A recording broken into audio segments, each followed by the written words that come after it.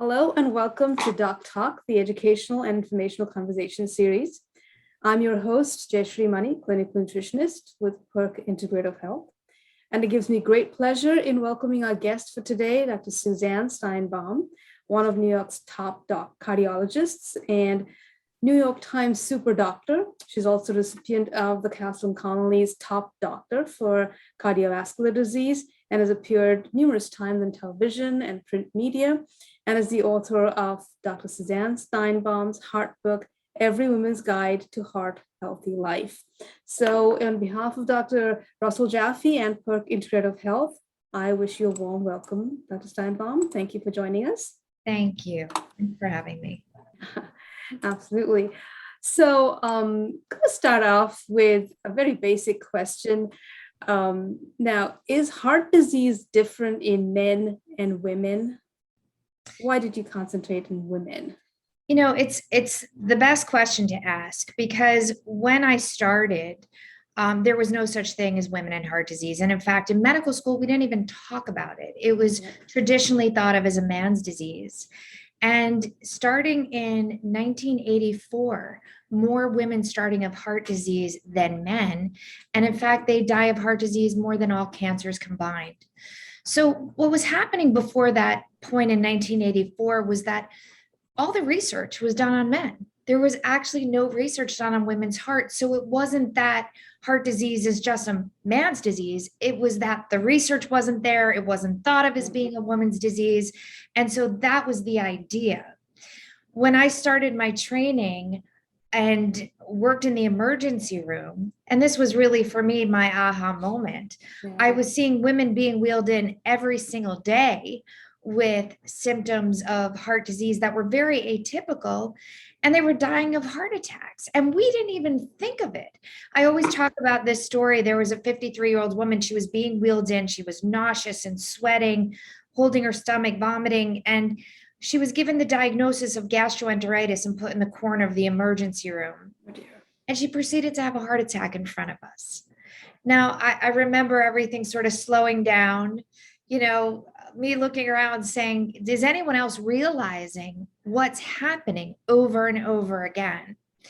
And we were just in the emergency room. I would then go up to the floor where the patient was admitted and see that women's outcomes were significantly worse than the men. The men were treated quicker, more aggressively, getting preventive strategies, put on the right medication, and the women were not.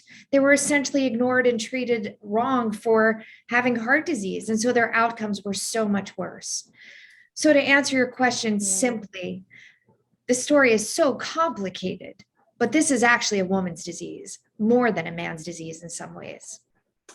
So in that respect, that the symptoms, are they very different for women, or do you just hidden maybe? I always say women are more subtle. Men, they'll come in. It's very classic. They'll be clutching their chest. They'll have chest pain. They'll use the language that we're used to hearing as doctors. I feel an elephant sitting my chest. There's pressure. There's very classic words and language. And women could just be much more subtle. Jaw pain, back pain, nausea, vomiting, fatigue, even flu-like symptoms. And although there is chest pressure or pain in the majority of women, equally, there's shortness of breath.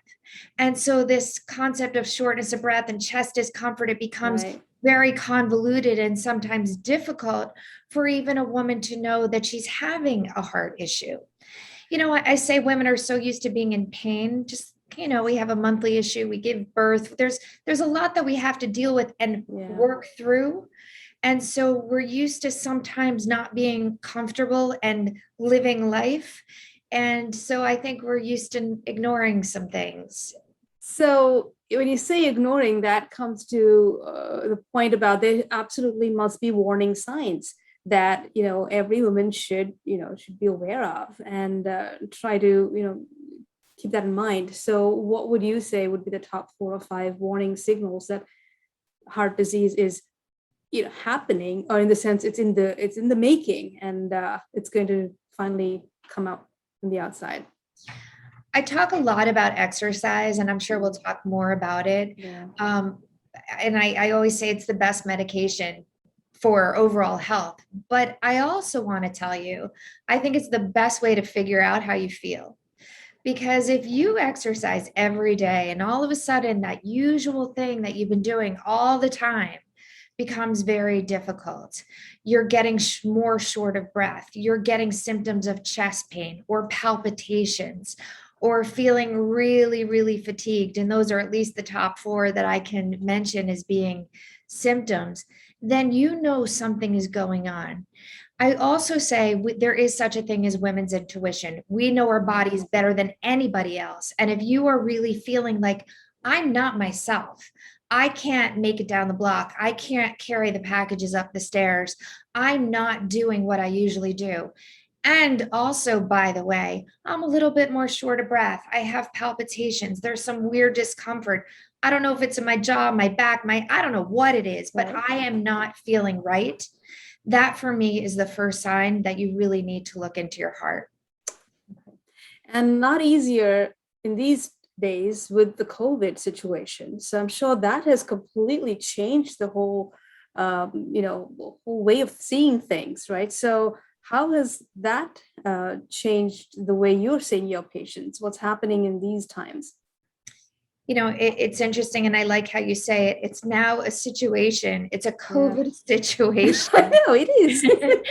It's elevated into this other plane that we really need to understand. It's a new planet and a new disease process and a new way of seeing how patients get sick because of the COVID situation.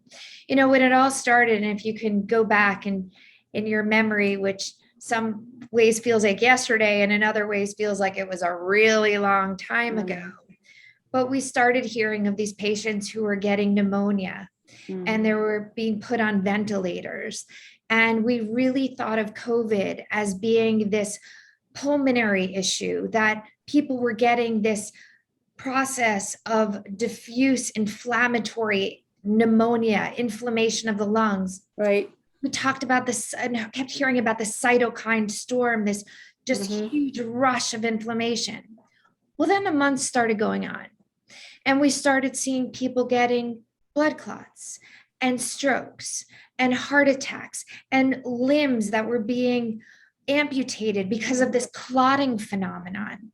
And so we and the researchers and scientists and doctors all over the world started seeing that COVID was not a pulmonary inflammatory process alone, that in fact it is truly a disease of the endothelium, of the lining of the artery, leading to this clotting abnormalities that are happening. And that's my world. And so what I started seeing was COVID not just as a pneumonia, but COVID leading to blue fingers and toes. Do you remember hearing about that? Because of microclots in the vasculature. Absolutely. Or people having strokes, or and this just came out in the Washington Post today, talking about Moderna vaccination and myocarditis, or inflammation of the heart. We are seeing COVID and the situation really morph into something that is different than it was when we started. And the reality is, and the work that I do in prevention, in looking at the health of the lining of the artery, the endothelium, the microvasculature, COVID became a disease in my world because the more that I've been able to prevent microvascular disease, the better people are doing once they get COVID, if they've had COVID. And I've seen a lot of what we're calling long haulers who've been managing the COVID situation. Long COVID, yeah. So when you say prevention, because that's what a lot of your work has been, and that's what sets you apart too from the other cardiologists, is not, not the regular type, but it's the prevention. And you were also called a prevention, cardiologist. So what in your mind, what do you do to prevent this issue? So let's go back to what I was just talking about, which is really the lining of the artery. Yeah. I was lucky enough to do a preventive cardiology fellowship before I did a regular non-invasive cardiology fellowship. And all I did was spend a year studying the lining of the artery. And really issues and risk factors that lead to disease of the lining and what we can do to actually change that disease process. If we prevent heart attack, it costs about $9,000. If we treat a heart attack, it costs about $6,900. At the end of the day, if we treat 1,000 patients with prevention, we're saving $60 million. Amazing.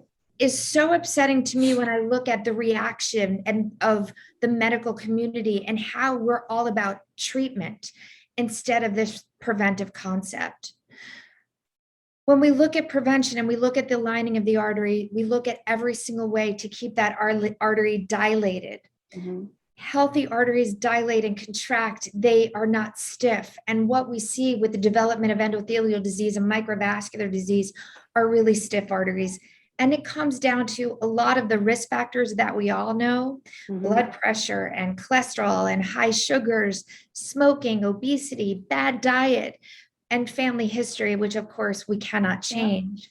But under each one of these risk factors are all these other complicated risk factors. But when we talk about how we get that artery healthy, we look at each risk factor and see how we can mitigate it. And I'm going to get back to my exercise story. Exercise is really one of the best ways to do that. We talk about exercise as being the minute ventilation, VO2 max, as being one of the most sensitive biomarkers.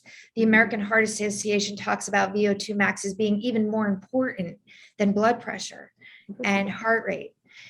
And so when we can increase our exercise capacity and increase our ability to deliver oxygen healthfully the way we do when our arteries dilate, by even as small as 13% increase can reduce cardiovascular disease by as much as 59%. So is the exercise that you talk about more the cardio type of exercise, or, there's so many types of exercises there. So would you like to share? What type of exercise do you think would be the best? Well, I have to tell you, after 20 years of doing this, I created a program. It's called SRS Heart. It's my initials. And it's been delivered in my office under this notion of exercise and risk factor modification. I took the past year to really look at what happens when I implement this program and did some research. 26 women were enrolled in the program. And what I created for them were specific exercise prescriptions based on their stress test. I use a cardiopulmonary exercise test to find what we call the anaerobic threshold, or the point at which the arteries don't dilate anymore. And when I can see when the arteries are so stiff that they cannot deliver oxygen anymore to the muscles, and the body switches from aerobic to anaerobic exercise, is the sweet spot at which point I can say, here's your target heart rate. And I give each individual a target heart rate based on their anaerobic thresholds. And that's how I teach them. I become the cardiology coach. I teach them how to exercise based on their own physiology. Perfect. So it is individualized, absolutely. So there's no one exercise fits all type of situation, right? So it is an individual thing. So with endothelial dysfunction, which is what a lot of your work is about, and talking about the cause, what are the nutrients that you like to put into your program? Because I'm sure you talked about all the things that lead up to this treatment protocol that you have.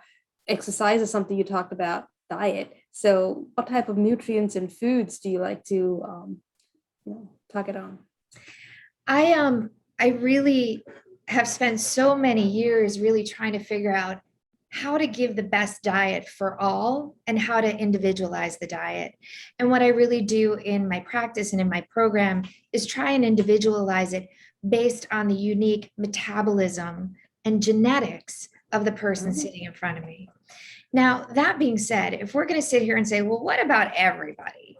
We can look at all the research and say there's definitely a place where we can talk about how plant-based diets are in general better. Mediterranean diets with good fats such as omega-3s.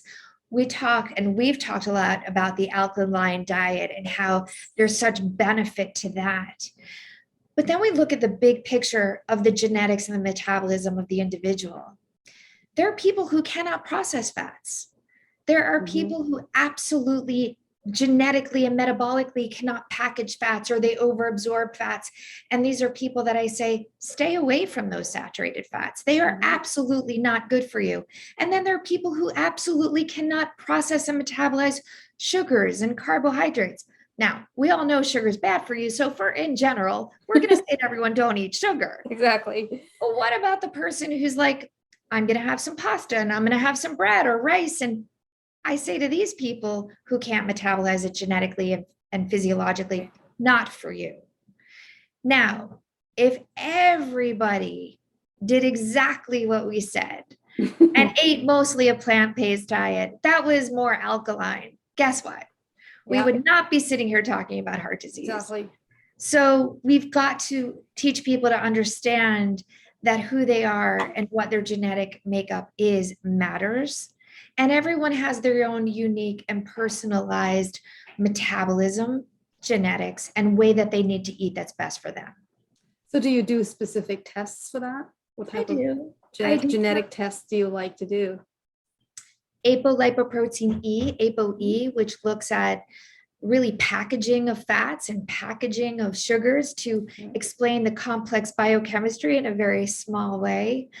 I look at absorption markers and production markers that really show why cholesterol is high. I look at things like lipoprotein little a, which is a marker that increases the risk of heart disease exponentially due to clotting. It's genetic though. And what do we do about all of these things? Well, let's go back to the original conversation that we're saying plant-based alkaline diet, it's going to make a huge difference. Because a lot of these things are epigenetic changes that we can make in the lifestyle. So that comes back to, lifestyle and prevention and what we're talking about as being, the basis of this. So now you've taken lifestyle and all of this and education to another level too. So you've got your own practice, but you're also doing a lot of work for the folks who can't afford these kind of tests and things that you do. What tell us a little bit about that?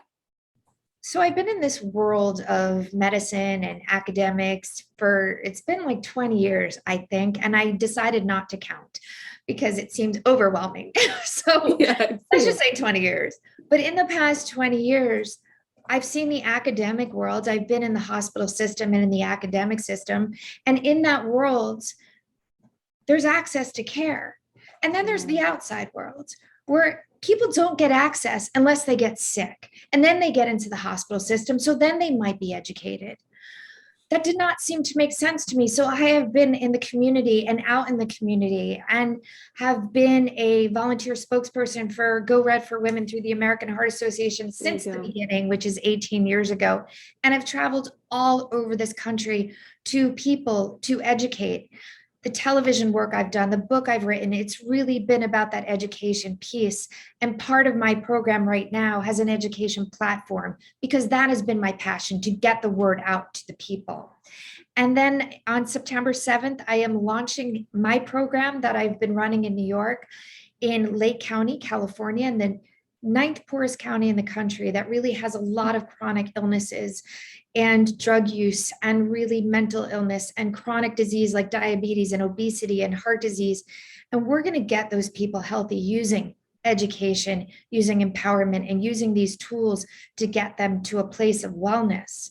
But it really starts with empowering people and educating people. And I'm looking forward to growing this more in New York and more in other places to really give people what they need to get healthy before they get sick and they end up in the academic hospital institutions.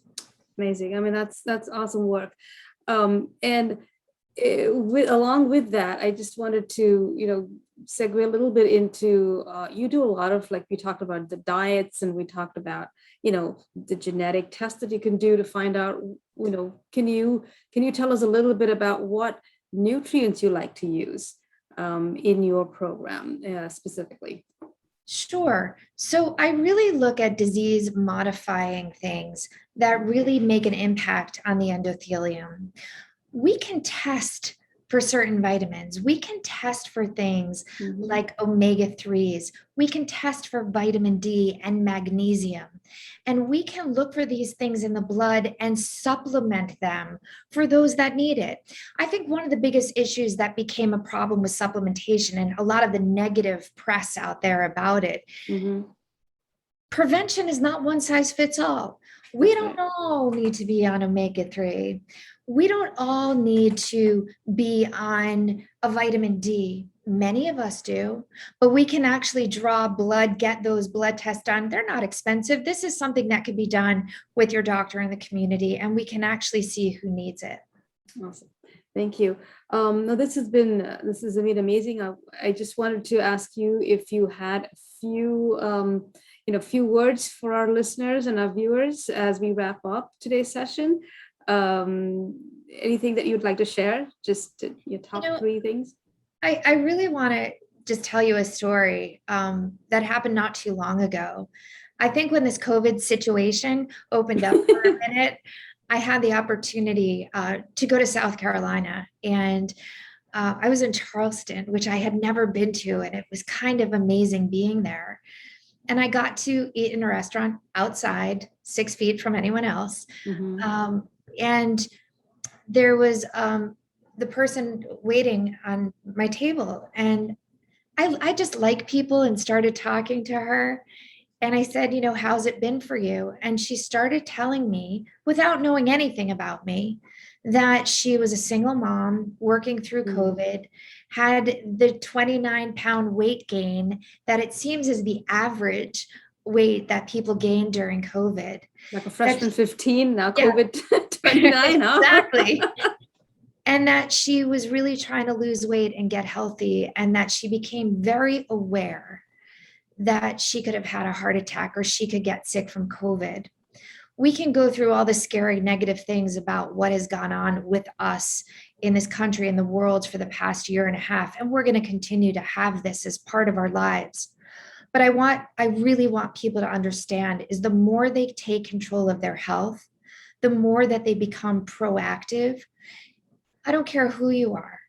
All you have to do is start where you are today and be very honest with how you eat and how you exercise, your stress, what's causing inflammation in your life. Is it lack of sleep or too much stress or your diet or being sedentary? And figure out how you can become healthier.